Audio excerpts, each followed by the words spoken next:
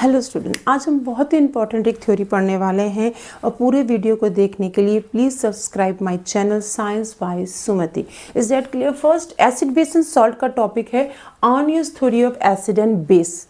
हमको सब पता है कि स्ट्रॉन्ग एसिड्स क्या होते हैं, वीक एसिड्स क्या होते हैं। Strong acids and dissolve in water to give a large amount of hydrogen ion and any hydronium ion, and when they are dissolved in water base and give a large amount of OH ion। तो हमको पता है ये हमारा base है और ये हमारा एसिड है। पर आर्नियस थ्योरी भी वही कह रही है कि when dissolved in water to dissociate to give a hydrogen ion aqueous and hydronium ion। Is that clear? इसी तरह आर्नियस, जैसे कि हमने का example hydrochloric acid HCl, sulphuric acid H2SO4, nitric acid HNO3, यानी कि क्लोरीन अलग हो जाता है और hydrogen ion hydrogen ion hydrogen ion. इसी तरह बेस में हम कह रहे हैं Na। बहुत आसान है कि ये सॉल्ट हमारा बेसिक है कि ये सॉल्ट हमारा एसिड है।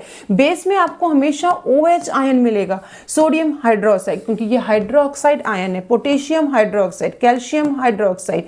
यहाँ पर आपको हाइड्रोजन आयन स्टार्टिंग में मिलेंगे आपको, क्योंकि हाइड्रोजन आयन यहाँ पर एसिड के फॉर्म में पॉजिटिवली चार्ज है, क्योंकि आपको पता है पीरियोडिक टेबल में हमने हाइड्रोजन को किसके संग रखा है, फर्स्ट ग्रुप के संग रखा है। Is that clear? यानी कि मेटल्स के संग रखा है। ये हमको बहुत प्रॉपर्टी शो करता है। हाइड्रोजन की जो अभी थ्योरी है वो अभी भी डिस्कवर नहीं हुई कि हाइड्रोजन को हम मेटल में रखें कि नॉन मेटल में रखें।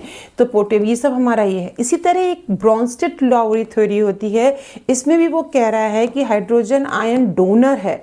हाइड्रोजन आयन डोनर है, स्टार्टिंग में है, डोनर है, मेटल की जगह बैठा है, तो ये डोनर है।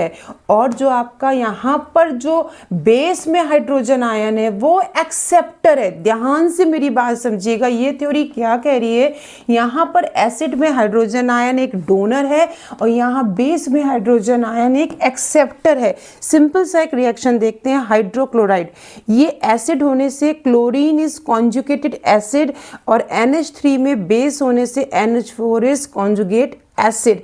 ये एक थ्योरी आप के लिए इंपॉर्टेंट है, ये एक थ्योरी आपके लिए बहुत इंपॉर्टेंट है। ये दोनों टॉपिक बहुत इंपॉर्टेंट है।